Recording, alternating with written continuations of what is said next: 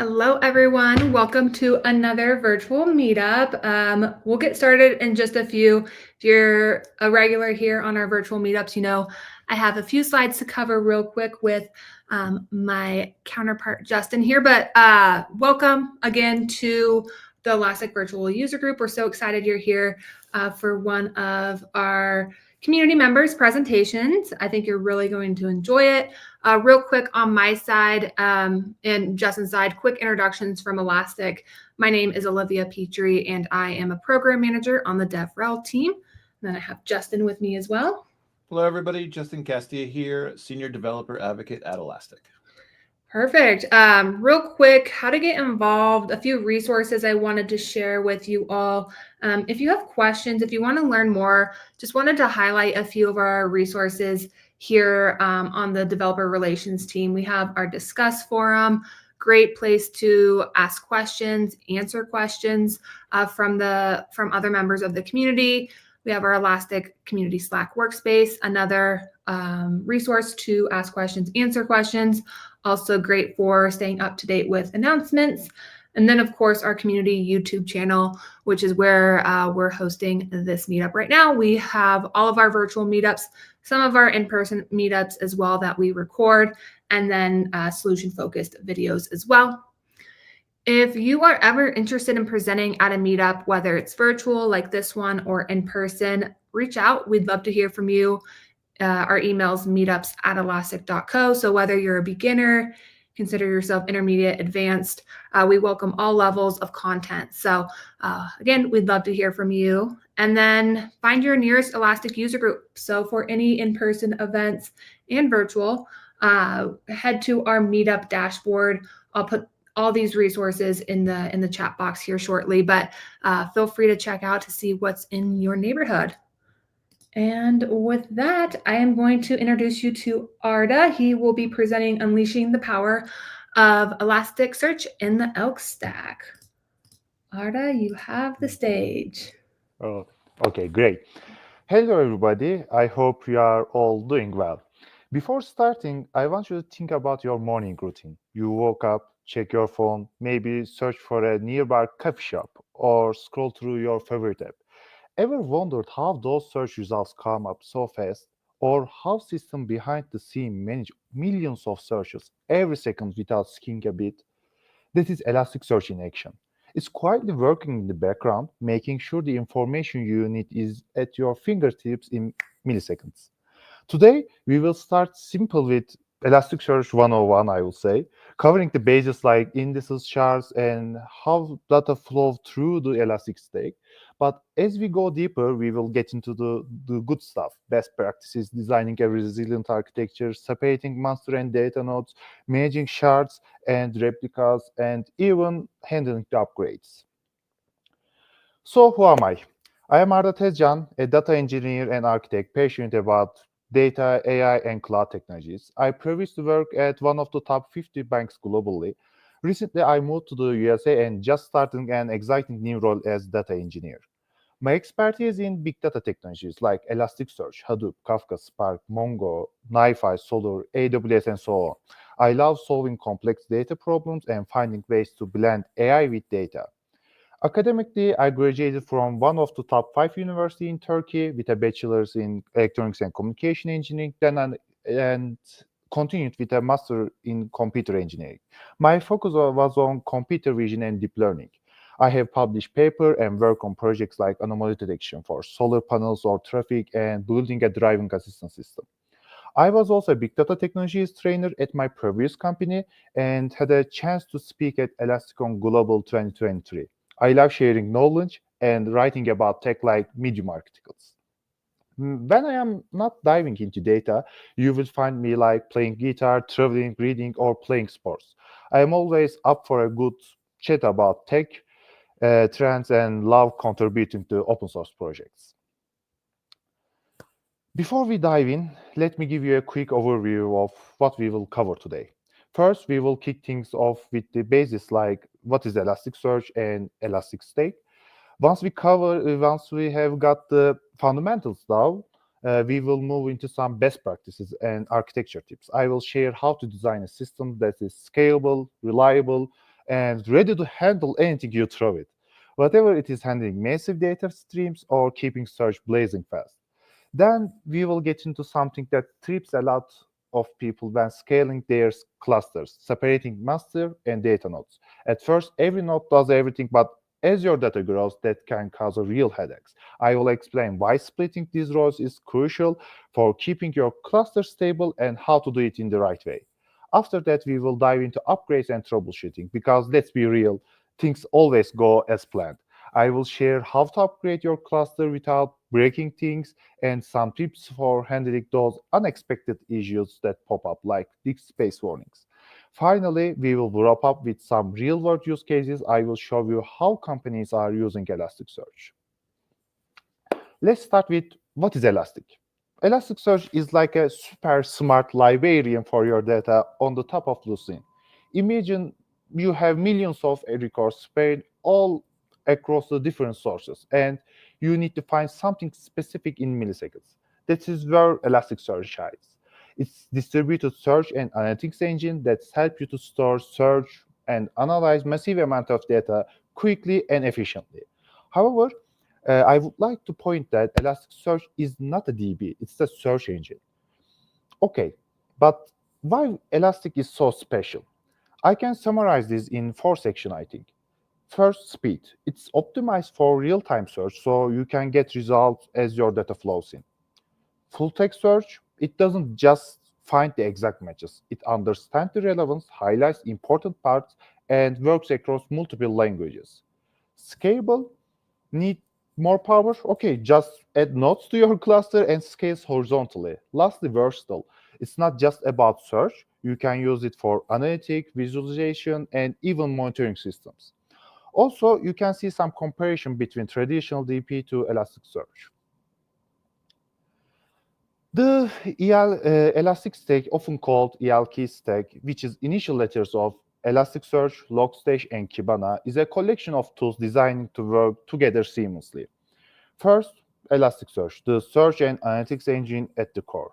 Secondly, Kibana, a visualization tool to create charts, dashboards, and reports from your Elasticsearch data.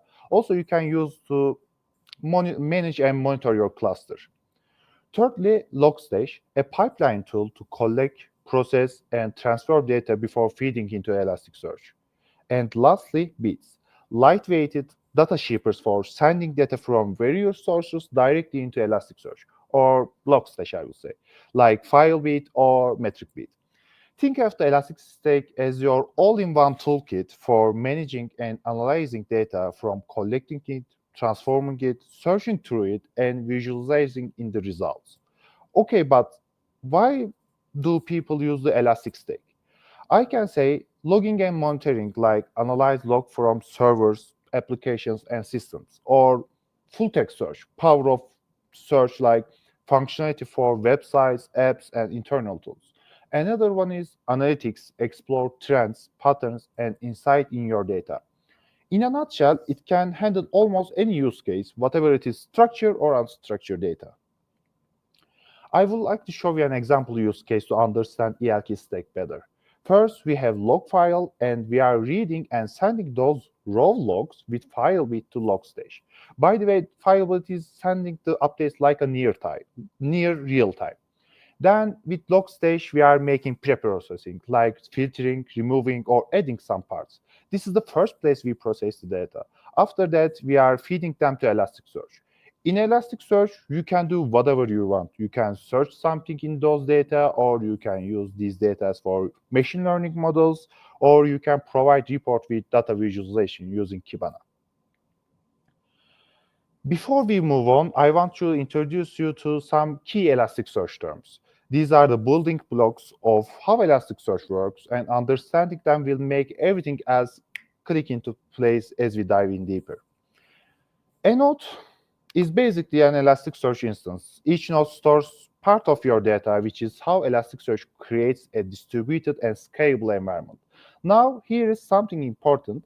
A node isn't the same thing as server. You can actually run multiple Elasticsearch nodes in a single server if you want. So think of a node as one piece of a bigger puzzle. Also, I want to point another important note in here. Since Elasticsearch runs on Java, memory management plays a huge role in how well your node performs. Because of that, the JVM heap size should be set to maximum 32 gigabytes. Anything beyond that can cause a performance degradation due to insufficient garbage collection. And for the best practice, allocate 50% of your node's total memory to heap. For example, if your server has 64 gigabytes of RAM, assign 32 to the heap. And when you have one or more nodes working together and communicating, that's called a cluster. Every node belongs to a cluster. Even if you are running Elasticsearch on just one node, it's still considering a cluster. When you start a node, it will automatically join the cluster defined in its configurations, unless you specify it otherwise. In Elasticsearch, your data is stored as documents. Think of a document as the Elastic version of a row in relational database, I would say. Each document contains fields. These are like the columns in relational database. And here is the cool part. Documents in Elasticsearch are just JSON objects. So if you are familiar with JSON, you feel right at home working with documents. Now, where those documents live, they stored in something called an index. An index is basically a collection of documents that share a similar structure. If you are thinking in database term, an index is kind of like a table. Behind the scene, an index is made up one of how can I say, one or more shards, I would say, yeah. And here, where the magic of scalability comes in. An index can get pretty big and to handle large amount of data. Elasticsearch breaks the index into smaller pieces called shards. These shards are then separated out multiple nodes in your cluster. That is how Elasticsearch can search through huge datasets in milliseconds. There are two types of shards, primary and replica shards. Every document you add to Elasticsearch belongs to a primary shard. The replica shard is just a copy of the primary shard. This setup keeps your data safe from hardware failures. Speaking of replicas, these are the backups of your shards, but they are more than just backups. While they do provide data redundancy in case something goes wrong, they also boost performance by handling read operations. So when you run a search query, Elasticsearch doesn't just hit the primary shards. It can pull data from replica shards too, making everything faster. So those are the key terms you need to know. Now that we have covered the basics, let's move on to how these pieces come together to build a powerful, scalable Elasticsearch architecture. Instead of imagining, I would like to show you express all of those things. So we have cluster, which includes our nodes. We have indices consisting of shards, and these are keeping our documents. So we covered the basis of the Elasticsearch, what nodes, cluster, indices, and shards are. Now let's dive in a bit deeper. Every node and Elasticsearch isn't created equal. Depending on the role you assign to node, it will handle different responsibilities in your cluster. This allows you to design a cluster that is efficient, scalable, and tolerated to your specific needs. So let's break it down to these roles. First up is master eligible node. This node is responsible for managing the entire cluster. It keeps track of which nodes are in the cluster, where shards are located, and handles tasks like creating or deleting indices. Without a master node, the cluster would have no idea how to organize itself. Also, not every node needs to be master eligible. In fact, in larger clusters, it's best to dedicate specific nodes for this role to ensure stability. We will get into why it is important when we talk about separating master and data nodes later. Next are the data nodes. These are the nodes that do the heavy lifting. They store your data, handle operations like create, read, update, delete, search queries, and aggregations. Then we have ingest nodes. These nodes handle pre-processing of your data before it stores in Elasticsearch. Think of them as a data transformers. They can enrich, clean, or modify data using ingest pipelines. If you are working with multiple clusters and want them to talk to each other, you will need the nodes with the remote cluster client role. These nodes are key features like cross-cluster search and replication. Daily should search data across cluster or replicate indices from one cluster to another seamlessly. This becomes especially important when you are dealing with active-active architectures, where multiple clusters in different data centers or locations need to stay synchronized. It's also crucial for disaster recovery setups, ensuring that even one cluster goes down, your data remains accessible and operations continue smoothly. Elasticsearch isn't just about search, it's got a built-in machine learning features too. If you want to use things like anomaly detection or forecasting, you will need a node with ML role. This node handles all the heavy lifting for machine learning tasks. If there is no ML node in your cluster, those features won't work. Last but not least, we have transform node. This role is all about reshaping your data. It can pivot, aggregate, and summarize your datasets into new, more useful formats. This is super handy for creating things like roll-up indices or custom dashboards. Okay, but what happens if you don't set any roles? If you don't set any roles, Elasticsearch treats that node as a coordinating only role. Sorry. These nodes don't store data or manage the clusters. They just route the request to the right nodes and aggregate search results. They are great for load balancing and can help improve query performance in larger clusters. And that's not all. These are the main roles, but Elasticsearch gives you even more flexibility with data tier roles like hot, warm, cold, and frozen, which help you fine-tune how your data is stored in and accessed. By understanding and leveraging these node roles, you can build an Elasticsearch cluster that is not just functional, but optimized for performance, reliability, and cost efficiency. All right, now let's talk about something crucial when it comes to scaling Elasticsearch, separating master and data nodes. In smaller cluster, it's pretty common for every node to handle every role. That means each node is doing a little bit of everything, managing the cluster, storing data, handling search queries, you name it. And honestly, that works fine when your cluster is small.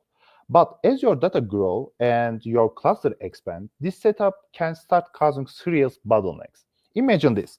In a cluster which every node handle every role, if a master node fails, Elasticsearch will automatically promote a data node to take over as master. That sounds like a great backup plan, right?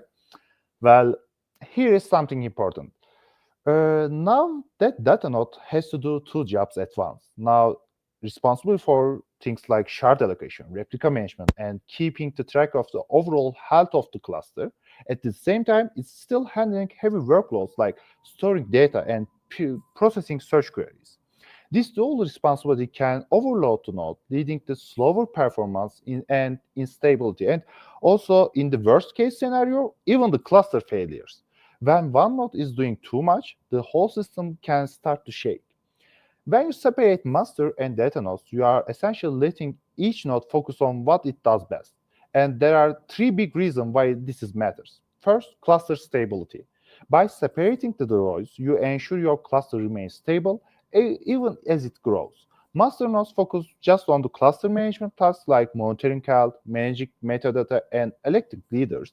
Meanwhile, data nodes concentrate on the storing data, executing search queries without getting any extra responsibilities. Secondly, faster recovery.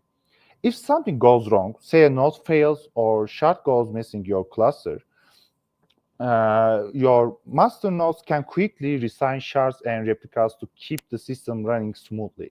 Since they are not burdened with the data storage tasks, they can respond faster in emergencies, minimizing the downtime. Last is scalability. As your cluster grows, separating rows helps you scale efficiently. You can add more data nodes to handle growing data volumes without worrying about cluster management getting out of hand. It's like having a well-organized team where everyone knows their jobs, no bottlenecks, no chaos. So, separating master and data node isn't just about performance. It's about building a resilient, scalable, and fault-tolerant Elasticsearch cluster that can handle growth without failing apart. Now, I am guessing some of you might be wondering first, okay, but when should you separate master and data nodes? This is probably the most common question I get. The general rule of thumb, once your cluster grows beyond 5 nodes, I believe it's time to separate the master rows to ensure scalability and stability. But there is the thing, if you got a tiny cluster with only 1 or 2 nodes, there is really no need for dedicated master nodes. In that case, just let your nodes handle both master and data rows. It keeps things simple. Okay, you want to separate them. So, how many master nodes do you actually need? The magic number is, I believe, 3. Why? Because it ensures your cluster state is protected by quorum. That means even if one master node goes down, the other two can still elect a new master and keep things running smoothly. This follows the classic quorum formula and divided by 2 plus 1. But remember, this formula only applies to master eligible and voting only nodes, not the data nodes. So if someone tells you that you need to count all your nodes for quorum, that's not the correct unless every node in your cluster is both master and data node. Also, just a reminder, you need to follow the odd number rule for fault tolerance. Otherwise, they might have a problem with master node selection. Now, the next question is, how do we actually do this? Don't worry, I have got you covered. In the next page, I will walk you through the steps to separate master and data nodes. Okay, let's get into how. It's actually pretty straightforward, but there's a crucial steps you don't want to skip. Let's break it down. First, we will start by editing Elasticsearch YAML configuration file for each node to define their specific roles. On the nodes you want to act as a master node, set the roles like node master or data and master voting only actually. The nodes you can use the second choice as you see in the screen. Voting only means it just vote on the selection, it will not select it as master. Now, here where you need to be careful. After updating the Elasticsearch YAML file, you need to restart the node, but do not restart the node and do not restart the entire cluster at once. Restart the nodes one by one to ensure that cluster remains stable and available during the process. If you restart everything at the same time, Elasticsearch will not be up. Once all the nodes are back online, you can check that rows have been assigned correctly. You can do this by running the get command on the screen. This will give you a list of all nodes in your cluster and their information. And if we focus on node rows section, you can see the rows. Each letter means something. For example, D is data node or M is master node. If everything looks good here, congrats, you have successfully separated your master and data nodes. Do you remember the first use case I showed you right after we talked about the ELK stack? Well, now I want you to show an example architecture designed specifically for that scenario. Let's walk through this step by step, and I will point out of a few things about along the way. We start with 5 FileBlade agents. These are installed on different servers and responsible for collecting logs. Instead of sending data directly to a specific Logstash node, they send it to a load balancer, which sits in front of our Logstash cluster. Once Logstash has processed the data, it sends to another load balancer. This will be distributed the data to our Elasticsearch cluster. From user perspective, when someone wants to visualize or query data, they access the Kibana. But instead of connecting to specific Kibana node, the cluster goes through another load balancer. Now, I want to highlight why we are using load balancer at each step. They are not just there for fun. They solve some issues. First, avoiding overload in a single node. If all Firebase or Logstash instances were sending data to just one node, that node could quickly become overwhelmed. Load balancers help to distribute the load evenly, I would say, across multiple nodes, preventing the bottlenecks. And second, high availability like failover protection. Let's say one of your nodes goes down without a load balancer. If Firebase was sending the data to that specific Logstash node, data ingestion will stop. Similarly, if a user was connected to a single Kibana node and it failed, they lose the access. But with load balancer in place, Even if one node fails, traffic is automatically rerouted to the remaining healthy nodes. This keeps your system resilient and highly available. So this architecture isn't just about getting data from point A to point B. It's about building a system that is scalable, resilient, and able to handle failures gracefully. The combination of load balancers, dedicated master nodes, and distributed data nodes ensures that your elastic stack is ready for real-world demands. All right. Now we have covered the architecture and how everything flows. Let's move on to something that is just as important, index management. Indexes are the backbone of the Elasticsearch. They determine how your data is stored, how fast your queries run, and ultimately how well your cluster performs. But managing indices isn't just about creating them and walking away. It's about keeping them optimized, scalable, and protected from risk. To get a solid grip on index management, we need to answer three questions. What are the risks? What are the best practices? What can I do to maintain? So, let's start by digging into the risk of poor index management. One of the biggest issues you will face if you are not careful is running into the watermarks. Elasticsearch ways of telling you, hey, you are running out of space and things could ugly fast. And watermarks in Elasticsearch are like an early warning system that had to prevent your nodes from running out of disk space. Elasticsearch constantly monitors how much space each node has left and takes automatic action when things get too tight. We can think it like a traffic light system for your cluster storage health. These are basically three stages. Low watermark, firstly. When a node this uses his low watermark value, Elasticsearch gives you a friendly warning. Here is what happens at this stage. Elasticsearch allows new primary shards to be allocated to that node. However, replica shards will not be allocated to prevent the node from filling up further. So while new data can still flow in, Elasticsearch is already trained to shift some of the load away from that node by adding extra copies. Second, the high watermark. When a node hits the high watermark value, Elasticsearch gets more aggressive. Here is what changed. No new shards like primary or replica can be allocated to that node. But here is the important part. You can still write to the existing shards if the shards is already allocated to that node and it's active. So your current indices will keep accepting data as long as the node has enough disk space to handle the write operations. But Elasticsearch won't assign a new shard to that node anymore. Elasticsearch will also try to move shards of the overload node to other nodes with more available space.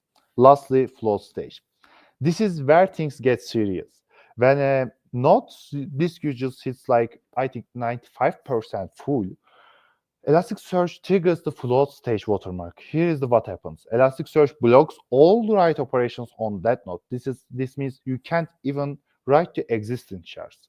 A read-only block is automatically applied to all the indices on the affected node to prevent the data corruption. You can still read data and run queries, but no new data can be indexed until you free up space. Now, if all nodes in your cluster hit the float stage watermark, your entire cluster becomes read-only. You won't be able to index any new data until you resolve the disk space issue. This is critical failure scenario and requires immediate action. By the way, you can adjust these thresholds as the percentage or absolute byte value in your Elasticsearch YAML file or dynamically through the cluster settings to fit your environment needs. I want to note that watermarks aren't just warnings, they are your safety net against cluster failures. So, what is the plan if you hit one of these watermarks? For low watermark, start monitoring the disk usage closely. Consider adding more storage, cleaning up old indices, or optimizing your shard sizes. For high one, it's time to act. Delete unnecessary data, add more nodes to your cluster, or expand storage to relieve the load. Elasticsearch will start moving shards automatically, but you need to ensure there is a room elsewhere. Lastly, float stage. This is critical.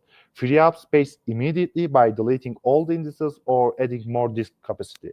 Until you do, Elasticsearch will keep your cluster in read-only mode. Once space is freed, Elasticsearch will automatically remove the read-only blocks, but if it doesn't, you can just manually clear the block with a put command, I think. So, we learn watermarks in Elasticsearch in our first line of defense against running out of disk space. But the best approach is to manage your disk space proactively. Because by the time you hit the data flow, like float stage watermark, your cluster isn't just at risk, it's already in trouble. Now, one of the biggest factors affecting Elasticsearch performance is how you manage your shard sizes. For optimal performance, it's best to keep your shard sizes in the range of 20 to 40 gigabytes. Once shards getting larger than 50 gigabytes, you might start to see performance issues like slower search queries and longer recovery times. Before move on the example, I want to point that hitting watermark doesn't depend on your shard size. It depends on your disk capacity. Even if your shard size are below 50 gigabytes, poor disk management can still trigger watermarks. Conversely, having shards over 50 gigabytes doesn't automatically mean you will hit watermarks if you have got plenty of disk space. However, keeping shards optimal sizes allows Elasticsearch to allocate them more efficiently across nodes, leading to better performance and scalability. In the example, we have three indices with three primary shards, one replica shard for each shard. Also, we have four nodes with 350 gigabyte disk space each. You can see the rates for disk fullness. At first glance, you might think everything looks fine. We are not hitting the disk limits yet, but there are a few hidden issues here. First, oversized shards create allocation challenges. Index 2 has shards that are 100 gigabytes each. That is way over the recommended limit. These large charges make it harder for Elasticsearch to distribute data evenly across the nodes. When a node starts to fill up, Elasticsearch will struggle to find enough disk space on other nodes to move or allocate these oversized shards. Second, limited flexibility for rebalancing. If one node starts to fill up or fails, Elasticsearch may not have enough room on other nodes to relocate these large shards. For example, if node 1 fills up, moving 100 shards from index 2 might be a problem. Another one is risk of hitting high watermark faster. Oversized shards can accelerate this usage. Look at the first node. By default, low watermark level is 85%. So we already passed the low watermark level in here. If data continues to growing at this rate, we could hit the high watermark on one or more nodes much more sooner than expected. Last but not least, recovery times increase. If a node fails, recovering large shards takes more time and resources, leading to longer downtime and slower cluster performance during the recovery. The solution of the keys is the keep your shards within the range. This gives Elasticsearch the flexibility to balance data efficiently across the nodes, reducing the risk of running into allocation issues or disk space problems. Additionally, I want to point the document numbers. Max document limit is, I think, 2 billion due to listen limit, but Elasticsearch recommend maximum 200 million document per shard. Now, imagine you are logging millions of events every day, application logs, system logs, you name it. If all of that keeps going into the same index forever, what do you think happens? The index grows too big, your queries slow down, and eventually your cluster starts to struggling to keep up. That is where index rollover comes in. It's like giving your indices a fresh start before they get too big to handle. There are three main steps first. Firstly, we need to create a rollover alias. Think of this like giving your active index a nickname. Let's say mylogs. This alias always point to the current active index where new data is being written. Then we need to set a rules. You define when Elasticsearch should create a new index based on the specific conditions, like make rollover when the index hits 500 gigabytes, or make rollover when after like 100 million logs, or make rollover every 7 days. Lastly, trigger. As soon as one of these conditions is met, Elasticsearch creates a new index. The alias or mylog automatically points to the new index. You don't have to change anything in your applications. They keep writing to the alias, and Elasticsearch handles the rest. By using rollover, your indices never grow too large. This keeps your cluster fast, efficient, and easy to manage. But managing when and how data moves isn't the whole story. What about moving like older data to cheaper storage or deleting it automatically? That's where index lifecycle management comes in. Let's be honest, managing indices manually is a nightmare. Imagine having to constantly move old logs from fast SSD to cheaper disks, deciding when to delete outdated data and making sure everything runs smoothly. Sounds like exhausting, right? That is where ILM steps in. Think of ILM as your personal assistant for index management, making sure your data is in the right place at the right time. ILM breaks down the life cycle of an index into four phases. Based on the rules you set, Elasticsearch will automatically transition your data through these phases. First, hot phase. This is where fresh data lives. It's constantly being searched or updated, so you want it on the fast SSD for quick access. Warm phase, the data is still important, but it's accessed less frequently. You can move it to slower, more cost-effective storage without sacrificing too much performance. Cold phase, this is data that you rarely access but still need to keep for compliance or historical reasons. It's stored in slow, cheap disks to save costs. Lastly, the late phase. When the data is no longer needed, ILM automatically deletes it to free up the space. No manual cleanup required. Let's say you are managing application logs. You can set an ILM policy like hot phase, keep your data here for 7 days for fast access. After 7 days, move to warm storage. After 30 days, shift to cold storage. And after 90 days, automatically delete the data. Elasticsearch takes care of everything. You just define the rules. Without ILM and rollover, your cluster will eventually start to slow down as the indices grow too large and old data pipes up. Plus, managing these manually is a hassle you don't need. Together, index rollover and ILM ensure that your Elasticsearch cluster stays fast, efficient, and cost-effective. You don't have to worry about oversized indices, slow queries, or bolted storage costs. Elasticsearch handles it all for you. All right, let's talk about something we will eventually face, upgrading your cluster. Now, upgrade sounds like intimidating, I would say. Nobody wants downtime, data loss, or unexpected errors popping up halfway through it. But the good news is Elasticsearch has a tool that makes the whole process a lot smoother, the upgrade assistant. Now, due to limited time, I won't be going into the step-by-step upgrade process today. But what I do, I want to focus on the one of the critical part of upgrading your Elasticsearch cluster. This is like having a checklist that goes through your entire cluster and flags anything that could cause a problem before you even start the upgrade.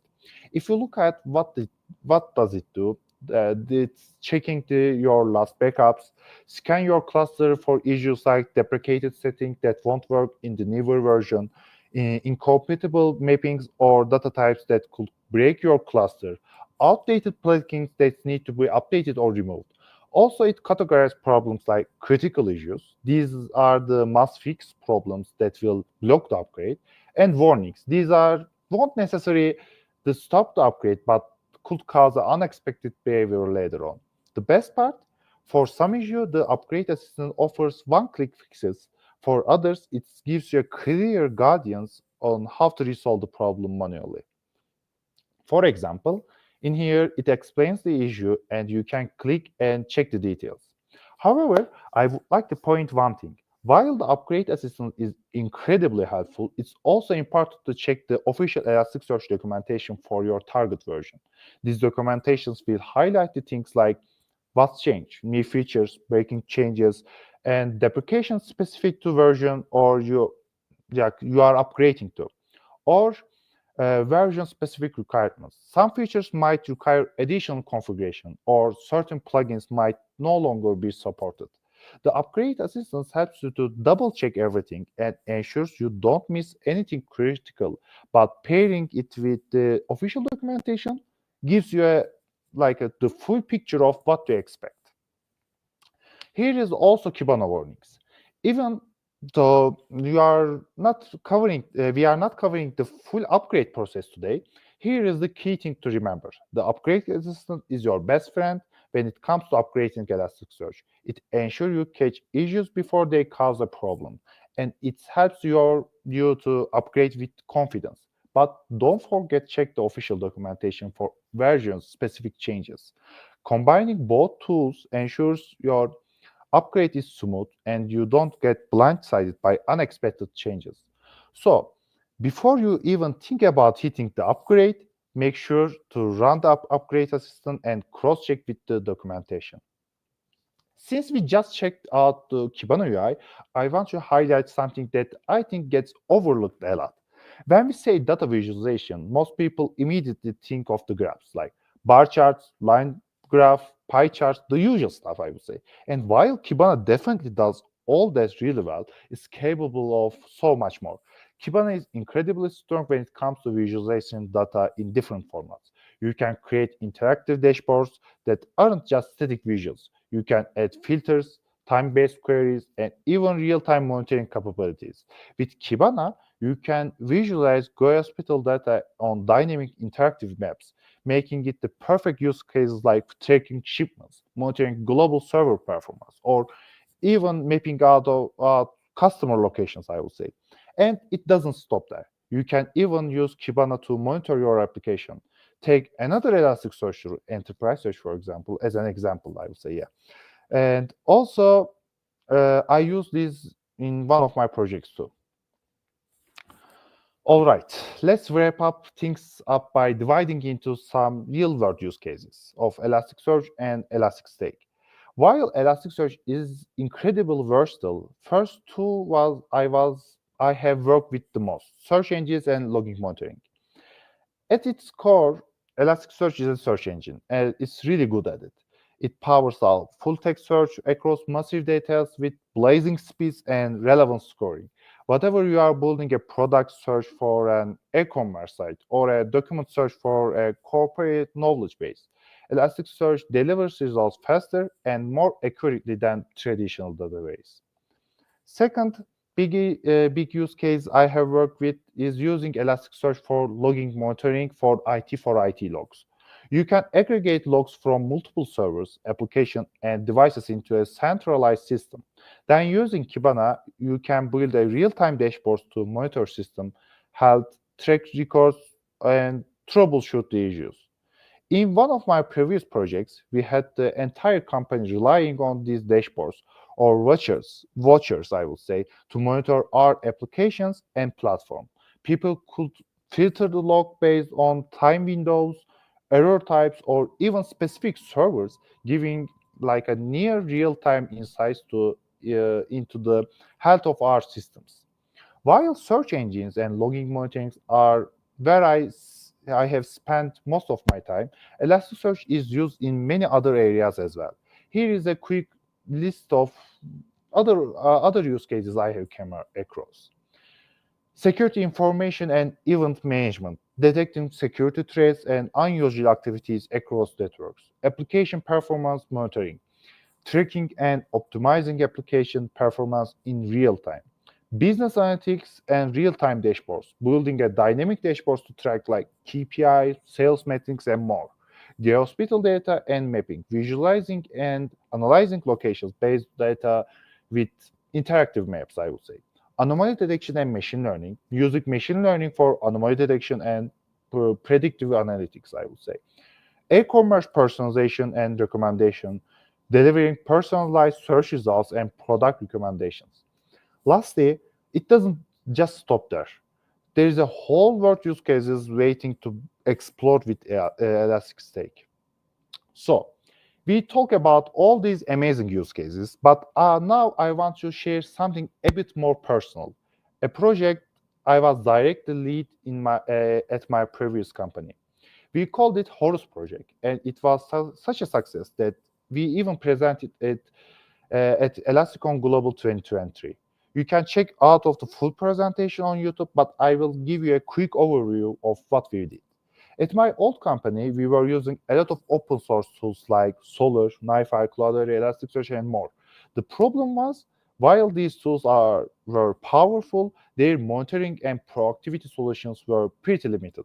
We needed a system that could more than just show us pretty dashboards, I would say.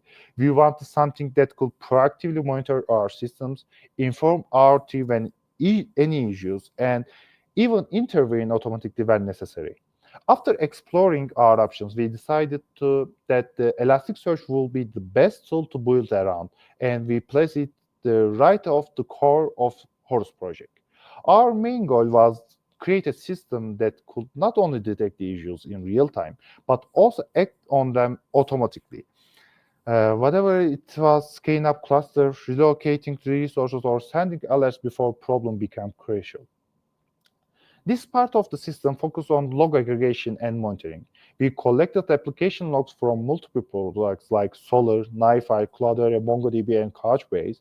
These logs were sent via bits to Logstage, which proceed them and forward them to Elasticsearch. I don't know if you realize it, but or not. Uh, this architecture is based on architecture which I showed you at the beginning of this presentation. Anyway, if you continue, we get the logs we were categorized into info, warn, and error pipelines for the better filtering on and management.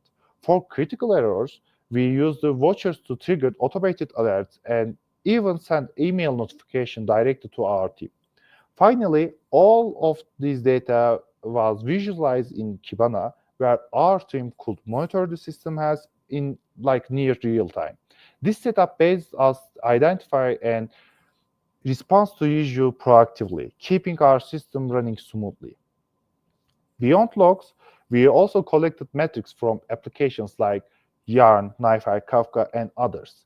These application metrics were gathered via REST API and processed using Python and Bash scripts for more customized data handling. Metrics were filtered and enriched before being sent to Elasticsearch for storage and analysis. We set up alerting rules to notify the team whenever metrics cross predefined thresholds. Alerts mails were sent via email, ensuring no critical issue went unnoticed.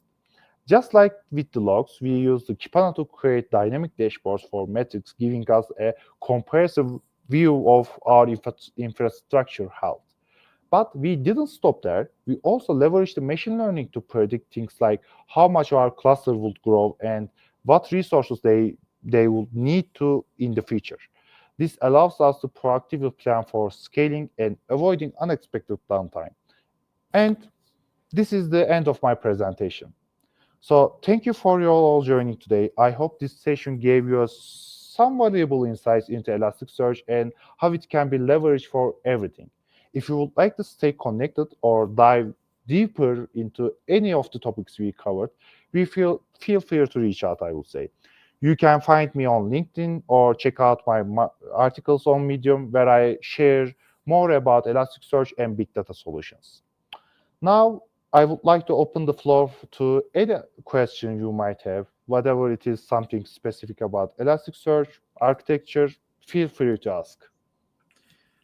I have to say, first off, for legal reasons, we do not have Arda on our payroll. We have not paid him to be this amazing and this thorough. Absolutely amazing work, sir. Thank you so much. I mean, you have an amazing future in developer advocacy if you ever want to get into it. Definitely. That is absolutely amazing. I actually have a lot of questions. We have some great questions that are in the chat, and I'll pull those up. But I wanted to ask you, where did you learn all of this? Where did you find all this information? Actually, mostly I am always checking for the official Elasticsearch documentation, but I also use like the Elasticsearch forums that you are providing it actually, and that helps me a lot of the process. Even uh, if I face like some issues or problems, I if I didn't figure it out, I'm just making a search on the forum, especially, and finding the answers. Okay, awesome. So are you referring to discuss.elastic.co? Yeah, Forum? definitely. Okay, cool. Wow. Well, of course, reading the docs and actually asking in the forums, that is Yeah, the absolute best way. yeah, definitely. This is a success story right here, folks. It's so awesome. Yeah, thank you Uh, so much.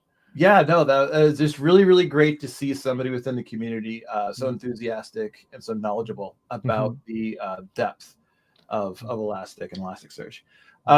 So yeah, let's go to some of the questions here. Mhm. Does anomaly detection occur in real time, and can it trigger any action? Actually, yes. For example, like if you feeding them to Elasticsearch directly, I will say, it's can to you can just do. I didn't mention just talk that much about it, but watchers can watch the indices, and with watchers you can define predefined rules, or even with the if you compare if you combine it with the machine learnings like as you said, the anomaly detection, you can trigger any action with watchers too, I would say. So you can imagine it's like sky is the limit. You can send just basically an email, or you can give a direct action. So whatever you need, I would say.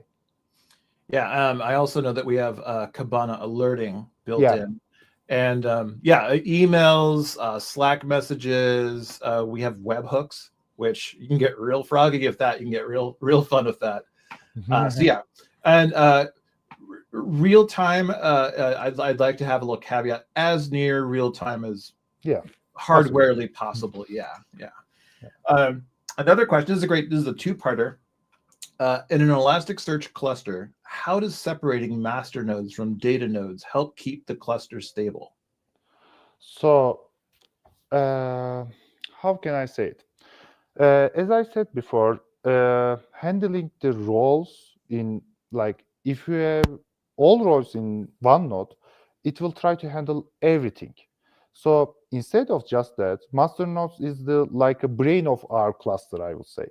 So separating them the helps our brain just work for the managing things, and for the data parts, data node role parts, I will say this handles the like the heavy lifting of our cluster, like storing it or querying it or create something, I would say. So this improves our performance, like just doing something specific that nodes can do. Just basically, if I summarize them, I would say those. Yeah, that's a great analogy. Similar to Olivia being the producer, she pulls all the levers on our presentation, while I monitor all the questions in the chat. And then you actually run the presentation. So we're all doing separate things. We don't have to do all at the same time. Yeah, Yeah. yeah, definitely. And we also have a follow-up question. Uh, what settings and best practices can you use to improve these benefits? That's a really good one. Oh, okay. I think for the performance, I would say shard sizes is, I think, the most common issue I face while I am dealing with it. So keeping them between 20 and 40 gigabytes, I face my personal experience. I face the best performance, and if it goes like bigger, like more than 50 gigabytes, it's sometimes solving the queries, and especially when recovering the shards, it gets more time than usual. So also I pointed that, but I am not sure it was like the highlighted. Also document numbers. The Elasticsearch is based on Apache Lucene, so it like supports I think 2 billion document numbers. But Elasticsearch also recommends that don't exceed like 200 million documents per shard. So if you like the considering those two, it will the best for the performance. Yeah, this is a great answer. I also like to mention that you Yeah. can, because it is working on Lucene and is Java based, you can also set and manipulate the heap memory and the Oh garbage yeah, collection strategy too. But yeah, I mean, these are all. That's getting really into the weeds. That's when yeah, you're like, opening up the hood and looking underneath. But yeah, definitely. fantastic. And just wanted to show this. We're getting lots of kudos for your presentation. Perfect. Really great to see. And yeah, thank you so much. I really appreciate this talk. It was really great to see a community member again, just so enthusiastic and so thorough. And if we have any other questions in the chat, I'll leave that open for a couple more minutes. Yeah, Um, definitely. but awesome. Thank you for sharing this. Thank you for sharing how we can actually reach out to you. I'll definitely be watching your Medium post. And wow, I guess I'll see you on the conference circuit, right? I hope. Yeah, thank you for the opportunity. I really appreciate it. And also, since you are actually, so cognizant and you're watching Elasticsearch and you know what's going on, what are some new things that you're excited about that Elastic has created? Oh, let me think. It's a great question, actually. Or, maybe there's something that you're curious about, or if there's something that you haven't checked out. Let me think. Just give me a minute. Um, like I think vector search might be is a good things to talk about, because the AI driven world is so much high paced. It's going faster and faster, and I think for this, especially Gen AI, the vector search will be in the heart of the Gen AI. So just I am trying to keep it up to like searching about it and Elasticsearch options for that, I would say. Also, if I am not wrong, with 8.17 version, uh, there's a feature called like elastic re-rank, like a semantic re-ranking model designed to enhance like search relevance. This is cross encoder architecture serves as a second stage re-ranker working, I would say, existing search approaches, be it like a lexical search, ELSER, or dense embeddings. Yes. Yeah, I think those two is the most common one, I will say, and faced to like a real experience. Yeah, absolutely. Yeah, vector search is here, and definitely like semantic search, working with keyword search, Yeah, BM25 as a hybrid definitely benefits yeah, for the results. And yeah, the re-ranking is actually really exciting. It's really yeah, amazing how that works. definitely. Cool. Awesome. Well, thank you everybody for staying. It's been a really awesome meetup, and thank you, Arda. Thank you very much Thank for you again for the and opportunity. thank you everybody for watching. Yeah. Remember to this video. I mean, you'll probably want to go over it quite a lot because there's a lot of great information. This video will be syndicated on YouTube, so you'll be able to look back on it and bookmark your favorite parts. Yeah, definitely. And feel free to reach out if they have any questions. Awesome. Thank you, everybody. Thank you. See you.